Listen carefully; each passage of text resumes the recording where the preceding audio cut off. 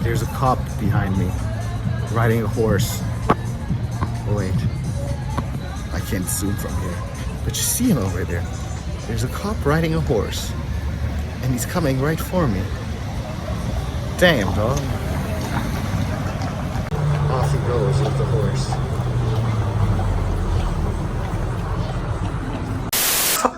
Thomas Haley, be careful.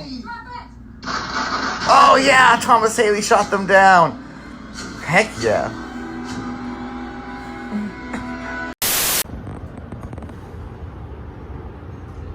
Hello Voiders and welcome to a fresh edition of I Hate Sunday. There is a bird out here that is complaining. Now it stopped because you take it. Yeah, it wants to keep these things private. TIFF just ended yesterday. I think this should be around the time our TIFF specials are coming out. I don't know if one's out yet, but they should be soon. And I really don't know what we're doing today, so this is going to be another one of those Sundays full of surprises, but why don't we start this off with a classic mimosa breakfast on a Saturday. Yeah, we're starting on a Saturday, I forgot to mention that. Mimosa brunch. Yeah. Mind you. A mimosa brunch. Where are we going again? Sophia. Tired of being an object? Or did you never get the chance to be one? And now you wanna make sure there's no fun you've been missing. Are you tired of being an object? Or are you just jealous that you ain't one? Now you've realized that those objects does all the kissing. Well, don't project your spleen on the girl on the magazine. You never know, maybe she's feeling quite comfortable. The only human right for which I'm gonna fight is everybody's right to sometimes feel irresistible.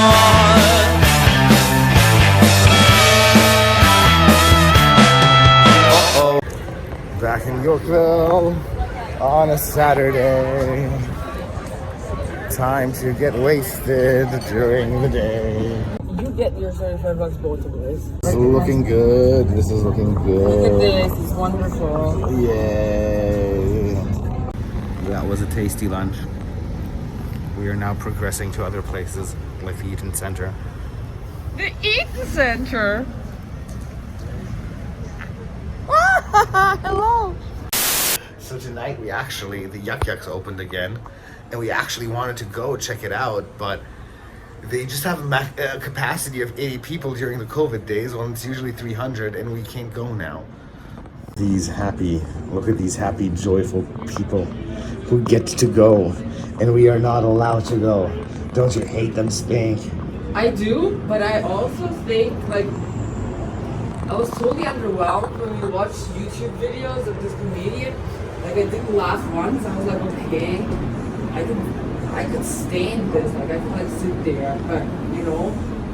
Yeah, like the one who's going to be there next week is going to be much funnier. That's for sure. Yeah, that one that's on today. He's all like, I have this son, and then he goes on and on and on. Like, you want to hear some real jokes and not like about some cutesy bitsy bullshit that your son did. Yeah. Yeah. So, see all these people going in and we cancel. So even though next week is going to be the better show. He is going to be boring. He's going to be talking about his son for 90 minutes. Yeah, probably. Tomorrow, no. Well, I don't know what's going to happen today or tomorrow now still, but let's watch a review I recorded for you guys earlier on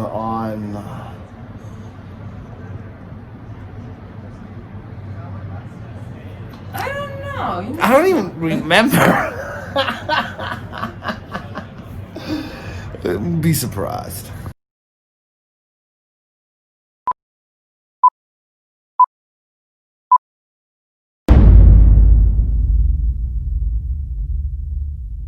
Please sit here and wait for the ambulance to arrive.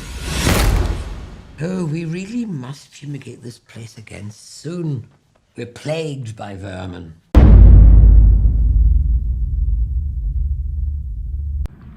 So, let's talk the owners. this was actually so much better than I expected. Like, really don't believe the bad critics and the shitty IMDb rating. Well, so this was written by Matthews Gumbel and Julius Berg, who also directed it, and he has also made some other films that you probably know if you've been like watching movies on Netflix, The Forest and Osmosis, which were actually all pretty good, but in French, and this was like his first English production. The whole thing is a British production, by the way. It stars Maisie Williams, Sylvester McCoy, Rita Tushingham, and Jake Curran. And the story involves 4 kids, 3 guys, 1 girl, and it's a small town, and they've been eyeing these rich people's house, like this elderly couple, for quite some time. And one day the boys want to be little gangsters and decide to rob the place. And somehow, since Maisie Williams' character Mary is romantically involved with one of the boys, she kind of gets sucked into the whole entire situation. And in a couple of moments, the whole entire thing turns around, and the victims, the elderly couple, become the ones who kind of take over, and the little gangster boys become the victims. And this was refreshing because even though we've seen this turn around, the tables turning like this in a lot of movies so far. Well, well, well. How the turntables... It is quite impressive just how psychotic this movie gets, like to what levels of deranged the old folks get, and you really gotta hand it to Sylvester McCoy and Rita Tushingham for their amazing performance, because this is basically like what the movie lives off. If it wasn't for them two, this movie wouldn't have worked at all. And Maisie Williams is great, of course. She's always been a great actress. The boys, they try a little too hard, but it is still good. It's still good acting, but it's a little overacting at some point. Sometimes they get a bit too dramatic, but it still works in context of this movie because they're still very young, impressionable kids, and they deliver on being just that. I love the way also this movie is shot. It has this really dark British grayness. Everything looks very gritty, and even the interior shots feel like they've been shot on a rainy day. Yeah, all of the exterior is British gray rainy day weather, and it kind of adds to the gloominess of the entire atmosphere. And especially like Sylvester McCoy, who plays the old dude, he honestly kind of feels like a British, more calm Dr. Heiter from The Human Centipede. God bless Dieter Laser, who was resting in peace. He was an amazing actor. But and like the fact that I'm comparing Sylvester McCoy is like a mega honor, just to say so, because Dieter Laser was seriously one of my favorite elderly actors of all time. And he has this totally calm, psychopathic way, and it honestly like gives the movie this certain edge. It also like plays around with its gore really well. It's not as gory as it feels, which is like kind of weird, because the gore is not, there's not a lot of gore, but when it hits, it is just so effective. You know the type of gore that like makes you cringe, the kind of shit like a broken like a fingernail flipping, or like somebody ripping their eye out, where you're just like, or teeth falling out and shit like that. Like the kind of gore that like really just makes you like my skin's already crawling thinking of some scenes in this movie. But yeah, it's very effective, even though it's not that present. Also, like, what I gotta say while we're still talking about the acting, yeah, of course, Maisie Williams' performance was great as always, but other than Game of Thrones, like the movies I've seen with Maisie Williams, like Cyberbully, for example, I kind of get the feeling that she is sort of typecast to play this teenage brat. And even if we like compare Arya's character to her traditional acting as a teenage brat, there's a lot of bratness in Arya, especially in the earlier seasons of Game of Thrones, if you know what I mean. Maybe I just haven't seen enough Maisie Williams movies, but I would really love to see her play a non-bratty teenager for once, like just a completely different character, because I can see so much potential in her. She honestly could be like one of the greatest actresses of our time. I just want her to do more challenging roles because I think she could like really pull them off. So Maisie Williams, if you should be watching this, go for it, reach for the stars, god damn it. So yeah, don't believe the bad reviews this movie has been getting and the shitty IMDb rating. As I mentioned before, this movie is a fucking ride. It really rocks. It's quite an experience. It's a lot of fun and very spine-tingling, I have to say too. And I'm going to... It does, even though at points it is a bit predictable, and that is kind of what the movie's only bigger flaws. There's a couple of things that happen you can see coming a mile away, but even that is excusable because we have a twist at the end that is just so wonderfully crafted and really cool, and they hint at so often.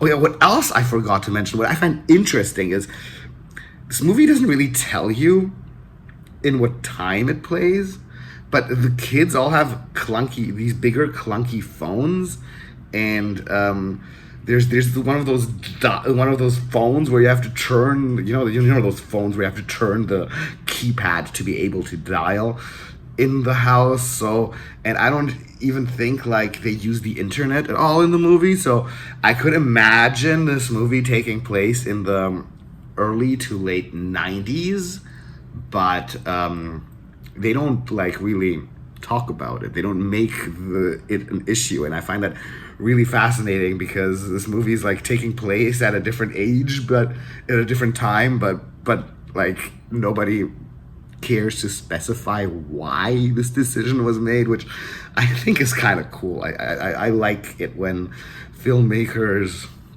make these, let me call them, awkward decisions. So really check this one out. It's worth it. It's really one of the better ones of the year, despite the few flaws it has. So yeah, I am giving The Owners a 7 out of 10. Just a few minutes more, and then a lovely long sleep.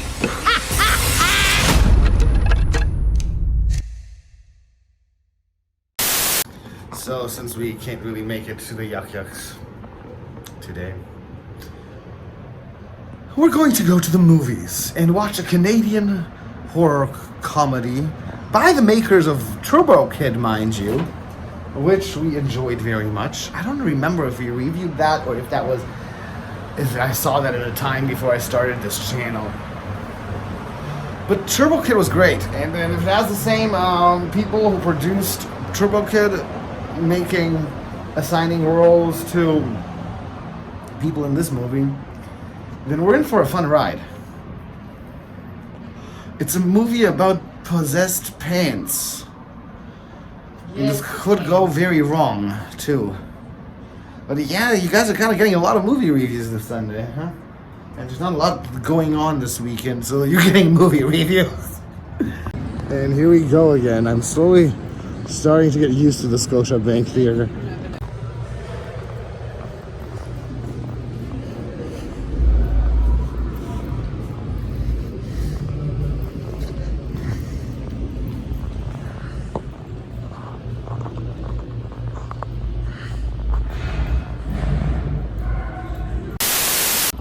So this was maybe like one of the funniest movies of the year.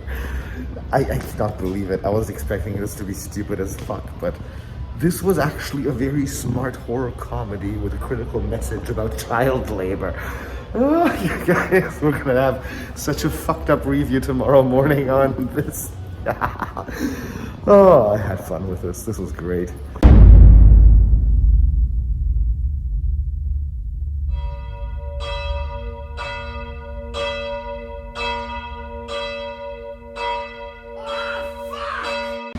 I mean, what building's on fire now? Is everything constantly on fire in Toronto? There's so many fucking fire trucks everywhere. I tell you, if California had Canadian firefighters and the amount of fire trucks Toronto has, just alone the amount of trucks Toronto has, For no reason whatsoever. we wouldn't have any wildfires. Like 12 of them. For no reason whatsoever. There's 12 of them. All of a sudden. Hey, look, a monkey. Hi, monkey. Ah! ダメだねダメよダメなのよあんたが好きで好きすぎて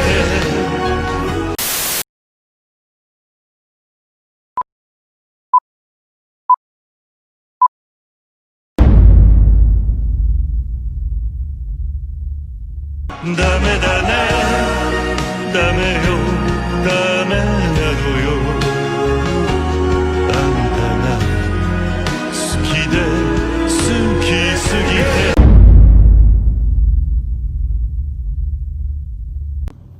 So let's talk Slaxx. Hi, I'm Vegard. In this video you will learn how to iron your dress pants in a fast and easy way. So in this video I will use my ironing board and my steam iron. I will also use a 13 by 18 inches grip seal plastic bag like this, 4 1-inch binder clips. Okay, hear me out here. This is crazy.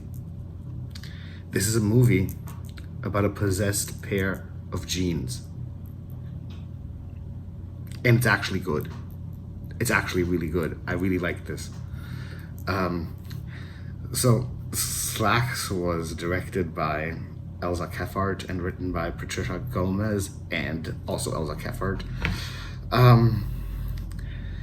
This movie follows a new sales clerk who's going to work at a trendy little clothes store. Her name's Libby McLean, played by Romaine Dennis.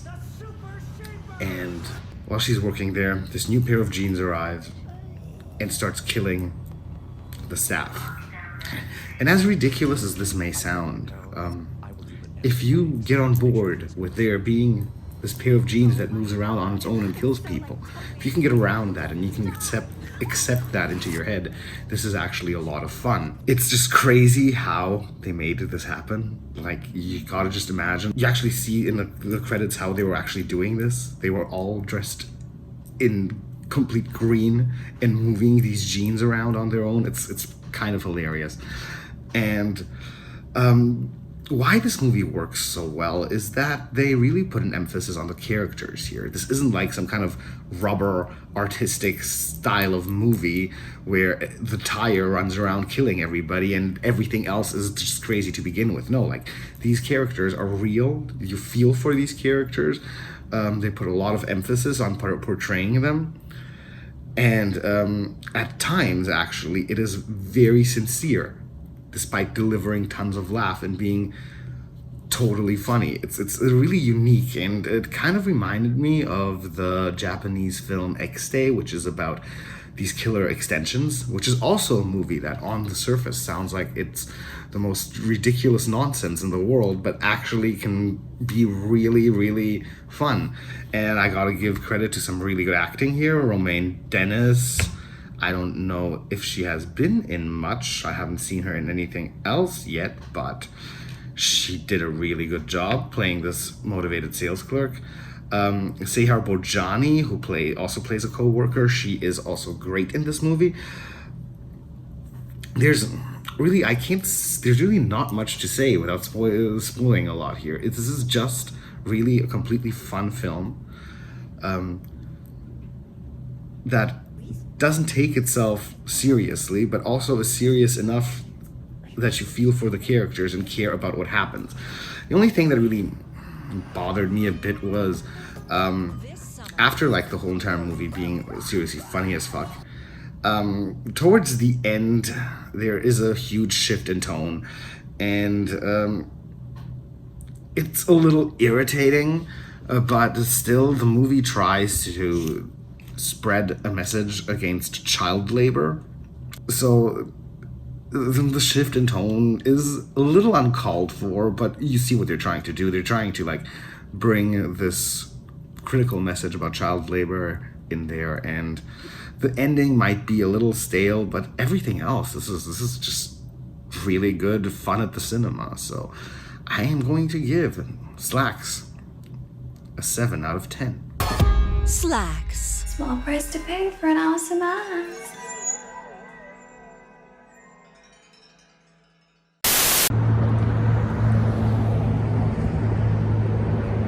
So, on this fateful Sunday evening, Oh no, now it's fateful. I'm scared.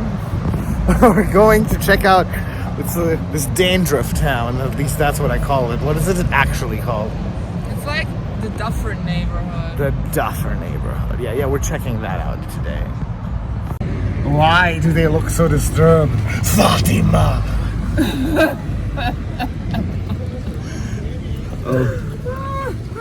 While we're at it, Look. here's some holy shit for you guys. It's 2 of them. And a big one. This one's name is Fatima. What's up with Fatima these days? Jesus. Maybe she's a ghost that spooks around here. These Nazi birds. Yeah, totally. Like, what is this shop? Yeah. This shop does not make sense. Look, 50% on diamond rings. Yeah, 50% of diamond rings. So, this is basically the dandruff area we're exploring today. I wonder what encounters we will discover here. So, we were looking for this place called the Loveless Cafe. Wait. Yeah. Yeah? Yeah, but instead, we found a place called Love Us Cafe. What surprises will Dandruff Town bring next? Dandruff Town. Look, guys, it's the Federal. This is the Federal. It is open, but yet again, it is also closed. You're confusing me, Federal. What are we supposed to do? Break in? Maybe. Is that an option? Maybe. So we grabbed a drink at the Loveless Cafe, which And is they now grown it. called the Love Us Cafe. So that actually was the Loveless Cafe. I want to find out what's up with this. Why was it called the Loveless Cafe and it's called Love Us Cafe now? I want to know. So we just talked to the guy. We did. And he said that yes, this is called the Loveless Cafe, but the sign outside just says Love Us Cafe. So whatever. That was the exact answer. Yes, he said whatever. Whatever. Can it be both? Yes, of course it can be both. Why Maybe. not? Why not? Why not? Love us, be loveless. Well, get undressed. So the crossed Irish heart also points to the Loveless. lovelessness of this place. But Also, hold on. what else? Also, this empty trash over there also points to the lovelessness. Let's check out the Negroni.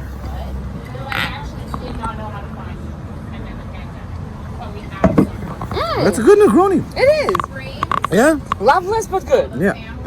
The beers and wines are behind us. They support us. They're on our side. Here! You have the train pass. Let me check what here is. This is Agência Portuguesa.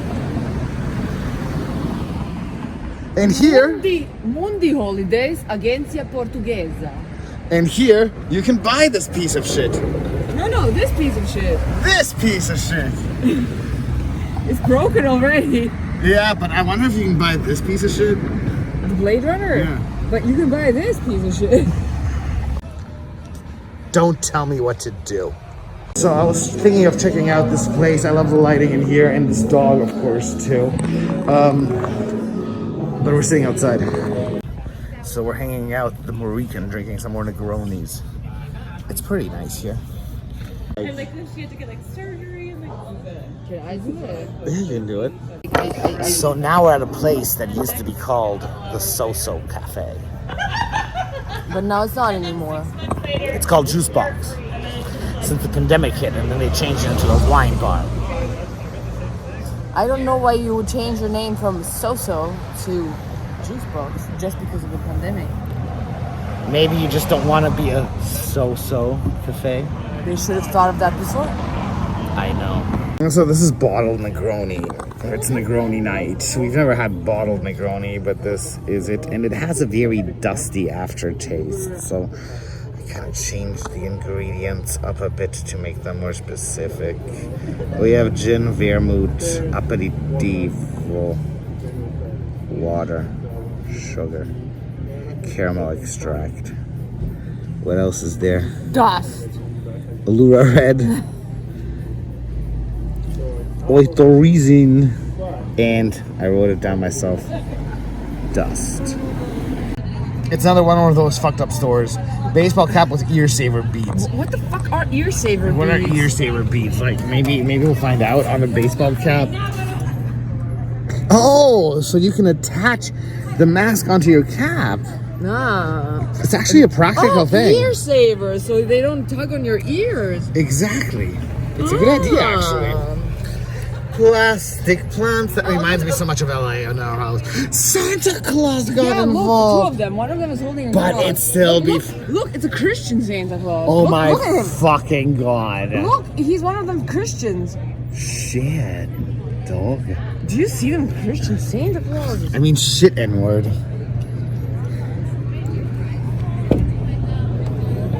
I can get a Canada pin. Ah. I can also get some.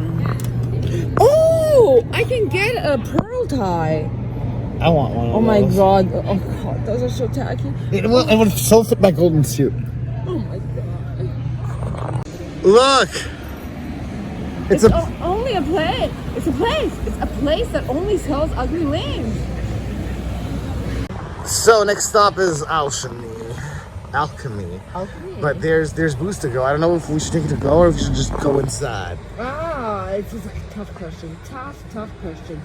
Let's find out what we're gonna do. Imminent rain. So, that place, the Alchemist or the Alchemy or whatever the fuck, it was just closing up. So, and they told us to keep going in this direction. And there's a place called Emmett Ray that should be right for us. Oh, that's it. Yeah. Yeah. Der kleine behinderte Autismus ist noch auftauchen. Okay. We're in the Emmett bar.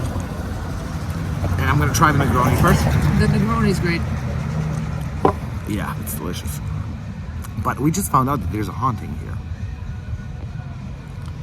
In the women's bathroom. And it's weird. We just had a lovely conversation with the waiter. And the thing is, like, as soon as this haunting was mentioned, he turned around and left. And didn't tell us anything about it. Come on, man. So I'm at the girls' washroom with my sister because we just found out that the downstairs place here is haunted. And the fucked up thing is, and the story is in the 80s, this place was hit by a mob and they practically exterminated the entire family that was running the joint. And they made a point about killing the two girls. Yeah, they were two daughters. They hung them. Here downstairs, and like they killed everybody. And the thing is, sometimes the hung two girls sometimes appear. At least that's what we're told. So we were told believably, because people who did not know anything about this place asked what these visions are that they're having down here. yeah, and it's the extermination of a family and especially the hanging of two young girls. Rest in peace. Okay, Voiders, that was the night. It was fucking exciting as shit. We had fun. We're starting to get to know Toronto slowly, and I like that. I'm gonna say goodnight for now. I'm gonna leave you with one more review. Like, there's actually 3 reviews in this Sunday, so you guys are still getting a review of the Babysitter 2. I recorded like last week in the middle of TIFF, so enjoy that. And after we're done with that, I'm gonna use the Monday to talk to you guys about the chart, because since we're having that double TIFF special as an actual movie void episode, shit's getting a bit confusing with the chart, so I gotta clear that up when I'm sober. So enjoy the review. I'll see you guys for me tomorrow, for you guys in a couple of minutes.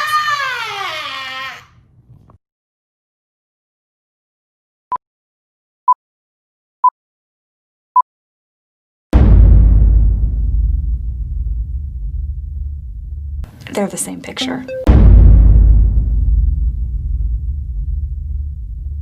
Okay, let's talk the Babysitter 2. This is going to be a really quick one because I can summarize what I thought of this very easily.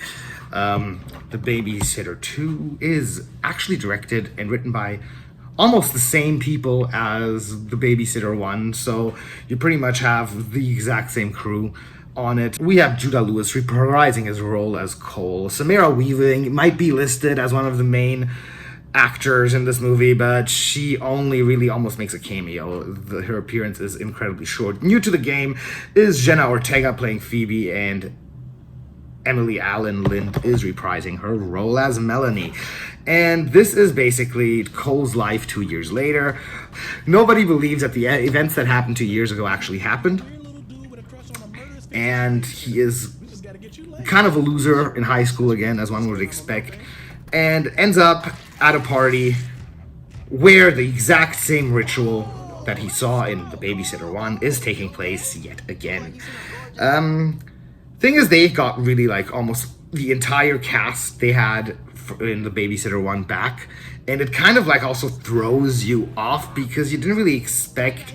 You thought all these people were dead, and their only like excuse why they're still alive is because of the blood ritual that they do with these sacrifices, that they've been resurrected again. And that's kind of like, the film has generally very wacky logic, so you just like take it as you go along. That's not really the problem here. What bothered me here mostly was that every joke you had in part 1, they would just recycle and reuse again without bringing hardly anything new to the table. Just maybe making it a bit more spectacular and a bit more over the top. And that is pretty much all this thing is. It's just like a rehash of the first one, which was a bit disappointing because I thought number 1 was like one of the best movies of 2018. So this was like, okay. The surrounding is also generally this abandoned island, and everything feels very spacey and open. You don't have that nice homey suburban feeling that you had with part 1 that gave the whole thing its charm. This somehow all just kind of, with this island, with these recycled jokes, with these illogical resurrections, just all seems too far-fetched and out of the blue. So this was okay. This wasn't like anything bad or something, or like an entire catastrophe or a huge disappointment, but it is what it is. And the Babysitter 2, Killer Queen, is a 6 out of 10. I get killed first. That's some post-Jordan Peele era horror movie progress. Okay, Voiders, this is where we will end the Sunday. But before that, of course, we reviewed 3 movies, so we must check out our little list. So, this week, on the first half of the better films of the chart, on the way bottom of the good parts, it's looking like this. Even though this movie is so good, it's probably going to end up in the middle room. The Owners with a straight 7. It just couldn't beat Slaxx, The Wretched, Color Out of Space, and The Hunt. But as we mentioned before, Slaxx is way up there. Slaxx is holding the top 10 spot really tightly. In the middle ground, we got the Babysitter 2, now chilling at a comfortable number 17. And yeah, the bottom is, as always, the bottom. Yeah, so this is where we're going to wrap up the Sunday this week. I hope you guys have a great week. I will also be bringing you the second part of our TIFF special before the next Sunday's out, so enjoy that.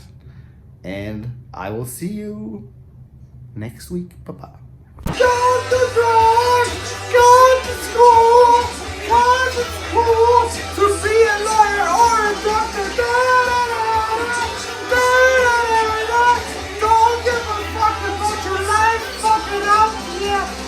Wasted potential every day, that's how I roll. You don't even look at me, cause I'm a motherfucking troll. You don't care, you don't see me. I don't give a fuck living life, that's how we be.